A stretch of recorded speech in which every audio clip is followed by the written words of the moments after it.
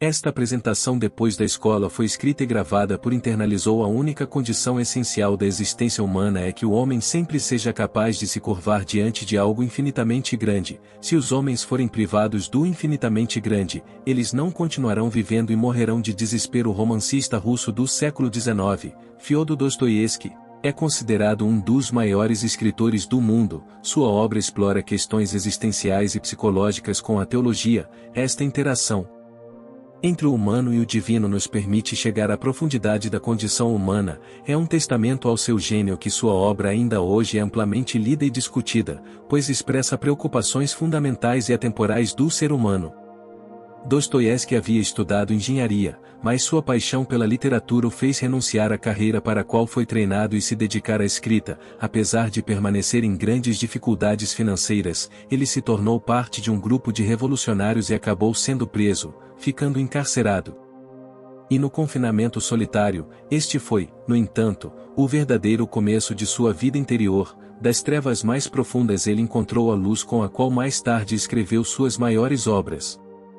Foi levado para ser baleado por um pelotão de fuzilamento, mas no último minuto um mensageiro chegou agitando uma bandeira branca. Foi uma execução simulada, uma forma distorcida de tortura psicológica depois que ele foi preso sensorialmente em um campo de trabalhos forçados na Sibéria em condições extremamente duras. Em seu livro O Idiota, Dostoiévski se propõe a retratar uma boa alma em um mundo cruel e descreve os pensamentos de uma pessoa antes da execução espelhando sua própria experiência.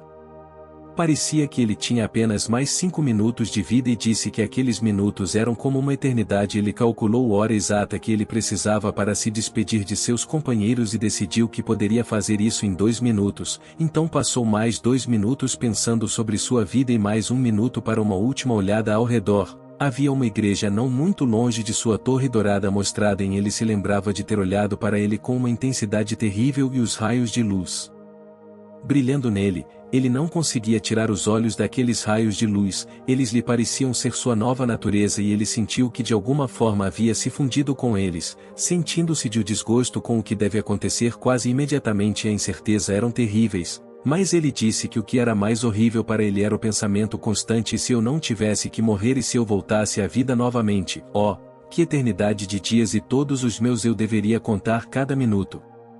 Separadamente não desperdiçar nenhum. Ele disse que essa reflexão finalmente o encheu de tanta amargura que ele desejou levar um tiro o mais rápido possível. Para entender as obras de Dostoiévski devemos saber que ele escreveu em uma época de crescente ateísmo, niilismo, utilitarismo, materialismo e o que mais tarde se tornaria o comunismo. O ego do homem tornou-se o centro do mundo e o objetivo era a maximização da felicidade através de uma abordagem calculada e racional. Além disso, o progresso tecnológico guiaria o homem para alcançar uma utopia e finalmente ser feliz, porém aconteceu exatamente o oposto. Essas ideias foram em parte o resultado do derramamento de sangue no século XX. Os estados totalitários assumiram o controle da liberdade das pessoas e justificaram o assassinato de todos os dissidentes em nome do progresso. O homem é um animal estranho. Ele quer ser feliz, mas acaba sendo infeliz. Gosta de contar seus problemas, mas não conta sua felicidade. A felicidade não pode ser perseguida, deve seguir buscando a felicidade apenas através do dinheiro.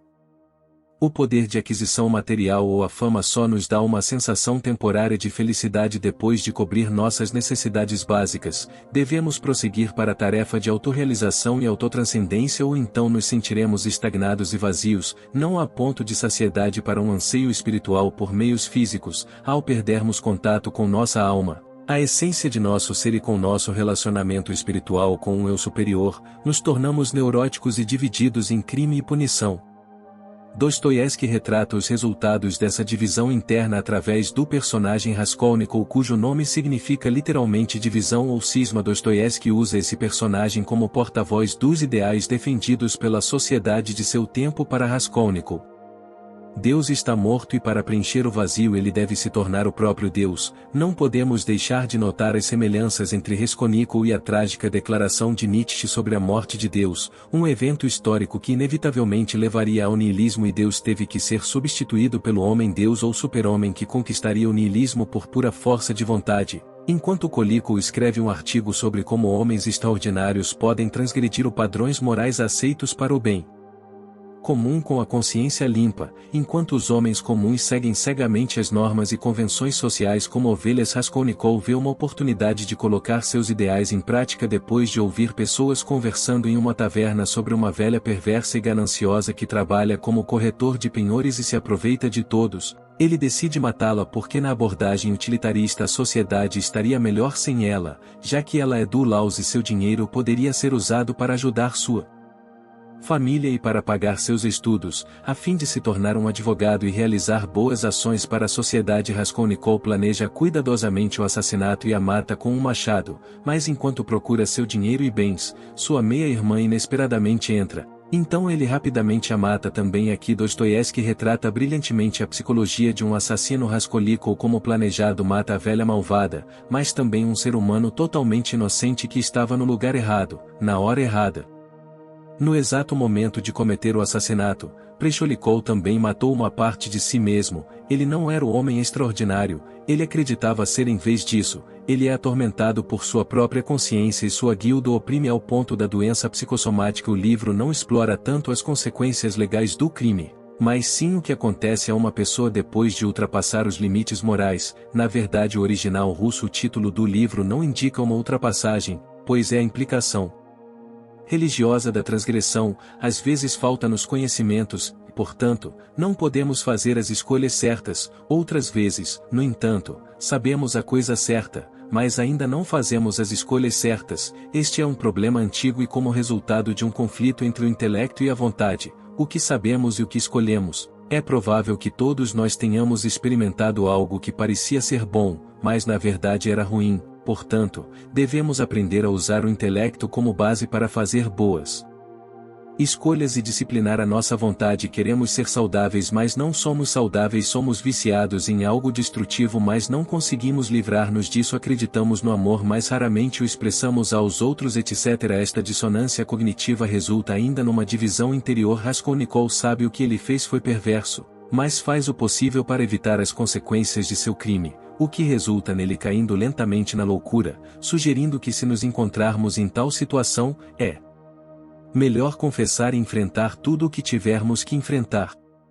Seus crimes e é enviado para a prisão. Curiosamente, é quando ele passa por uma jornada espiritual, a única maneira de lidar com sua angústia mental e ser redimido, mas não está claro se ele finalmente alcança a liberdade espiritual, pois seu ego ainda está em jogo e considera o que ele fez não foi um pecado, mas simplesmente um erro. A palavra religião vem de religare, que significa literalmente juntar as coisas novamente para reunir nosso eu interior fragmentado. Devemos passar por uma transformação completa de todo o nosso ser, que só pode ser alcançada com um relacionamento com um eu superior, com Deus. Este é o trabalho da vida religiosa. Paradoxalmente, só podemos nos tornar nós mesmos rendendo-nos a um eu superior. O êxtase é ficar fora de si mesmo sem deixar de ser você mesmo. Após sua doença grave, Raskolnikov tem um sonho de um vírus que faz com que suas vítimas pensem que são os únicos possuidores da verdade, não a objetividade. Tudo se torna subjetivo, porém isso não leva à liberdade. Em vez disso, as pessoas tentam impor seus pontos de vista aos outros e ninguém se dá bem. Então eles se destroem sem religião para fornecer uma visão objetiva da moralidade e do autoritarismo rival. São os mais fortes que finalmente impõem sua visão a todos. Sem Deus tudo é permitido. Esta é uma alegoria das ideias perigosas que Dostoiévski testemunhou em sua época, que causaram milhões de mortes, que ele profetizou brilhantemente. Nota do Underground. Dostoiévski retrata um dos mais sombrios e menos simpático a todos os seus personagens, o protagonista sem nome, simplesmente conhecido como Homem Subterrâneo e, embora seja um personagem fictício, Dostoiévski afirma que ele não apenas pode, mas deve existir como um produto das ideologias de seu tempo. O Homem Subterrâneo é um homem amargo, rancoroso e egocêntrico, odiando um funcionário público aposentado de 40 anos que era rude e intimidador com seus clientes, embora tudo fosse parte de um jogo, pois ele admite que nunca poderia ser genuinamente mau. Ele descreve ouvir os outros pelas frestas sob o chão, como se fosse um rato. A incapacidade de interagir com outras pessoas faz com que suas tentativas de formar relacionamentos e participar da vida terminem em desastre, levando-o cada vez mais para o subsolo até que ele fique completamente isolado do mundo.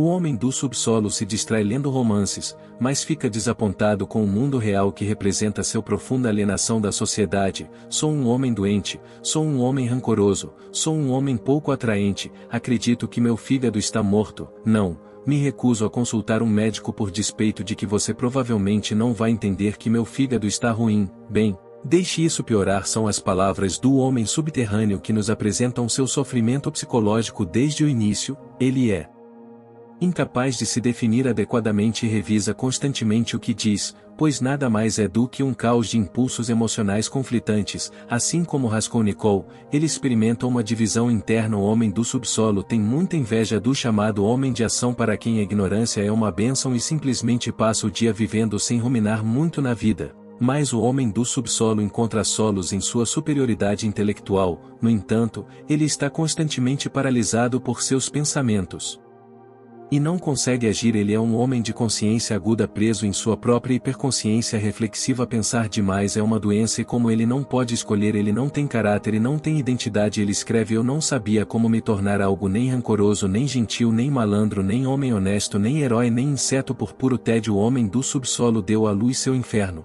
autocriado a partir de suas próprias ruminações internas que o levaram a escrever suas notas. O homem não é de forma alguma um animal racional, mas inatamente irracional e destrutivo, e não é a razão que o salva de seus impulsos e desejos, mas sim a fé. O homem subterrâneo diz que a melhor definição de homem é o bípede ingrato. Ele sacrificaria todas as suas vantagens apenas para escolher por si mesmo, mesmo que fosse a felicidade, riqueza, saúde ou segurança, a fim de preservar sua individualidade, derramar sobre o homem todas as bênçãos terrenas, coroá-lo em um mar de felicidade, para que nada além de bolhas de felicidade possam ser vistas na superfície, dar-lhe prosperidade econômica, de modo que ele não tenha mais nada para fazer a não ser dormir, comer bolos e ocupar-se com uma continuação de sua espécie, e até mesmo fora compartilhe ingratidão, puro despeito. O homem iria pregar-lhe algum truque desagradável simplesmente para provar a si mesmo que era tão necessário que os homens ainda fossem homens e não as teclas de um piano.